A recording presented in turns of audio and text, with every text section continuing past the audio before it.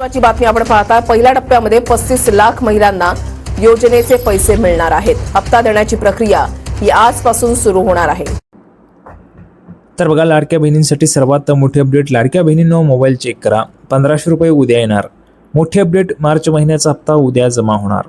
थेट खात्यामध्ये पैसे तुमच्या जमा होणार आहे। लाडक्या बहिणींनो, भरपूर दिवसांपासून तुम्ही ज्या पैशांची वाट पाहत होते, ज्या हप्त्याची वाट तुम्ही पाहत होते, मार्च महिन्याचा हप्ता, तर तो मार्च महिन्याचा हप्ता तुमच्या खात्यामध्ये आता जमा व्हायला सुरुवात होणार आहे। सर्वात मोठी अपडेट आणि सर्वात मोठी खुशखबर आहे सर्व लाडक्या बहिणींसाठी।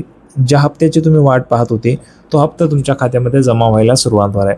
राज्यातील कोट्यवधी महिलांची प्रतीक्षा संपलेली आहे। मुख्यमंत्री माझी लाडकी बहीण योजनेचा मार्चचा हप्ता उद्या वितरित केला जाणार आहे।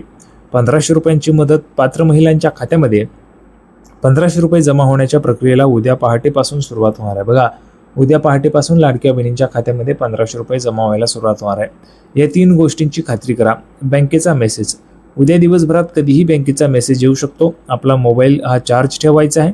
आधार लिंक, तुमचे बँक खाते आधार कार्डशी जोडलेले असल्याची खात्री तुम्हाला करायची, तरच तुम्हाला पैसे जमा होतील। जर आधार कार्डशी बँक खातं लिंक नसेल तर तुम्हाला पैसे मिळणार नाहीये। शिल्लक तपासा, मेसेज न आल्यास आपल्या जवळच्या ATM मध्ये जाऊन किंवा बँकेत जाऊन तुम्ही बॅलन्स तपासा, म्हणजे जेणेकरून तुम्हाला समजणार आहे।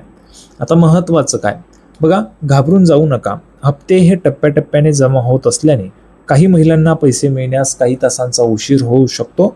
त्याच्यामुळे महिलांनी अजिबात घाबरून जायचं नाहीये। बघा, भरपूर महिला भगिनींचं म्हणणं असतं, दादा आम्हाला पैसे आलेले नाहीत, दादा आम्हाला पैसे येत नाहीयेत किंवा आम्हाला पैसे जमा झालेले नाहीयेत। त्याच्यामुळे घाबरून जायचं नाहीये। पैसे हे टप्प्याटप्प्याने जमा होत असतात, त्याच्यामुळे तुम्हाला पैसे हे जमा होतील, पण त्यासाठी काही वेळ लागू शकतो। त्याच्यामुळे अजिबात घाबरून जायचं नाही, तुम्हाला पण पैसे मिळून जातील।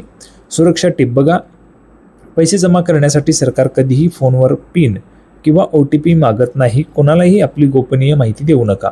कुठल्याही पद्धतीने कुणीही तुम्हाला जर OTP मागत असेल, पिन नंबर मागत असेल, तर कोणालाही तो द्यायचा नाहीये।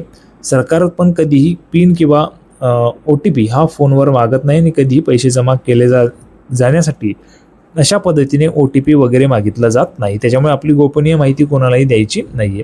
संपूर्ण माहिती आपण पाहिलेली आहे। सर्वांना व्हिडिओ आवडला असेल तर व्हिडिओ लाईक करा, चॅनलला सबस्क्राईब करा। लाडकी बहीण योजनेची नवीन अपडेट घेऊन पुढच्या व्हिडिओमध्ये आपण पुन्हा एकदा भेटूया। तोपर्यंत सर्वांना धन्यवाद।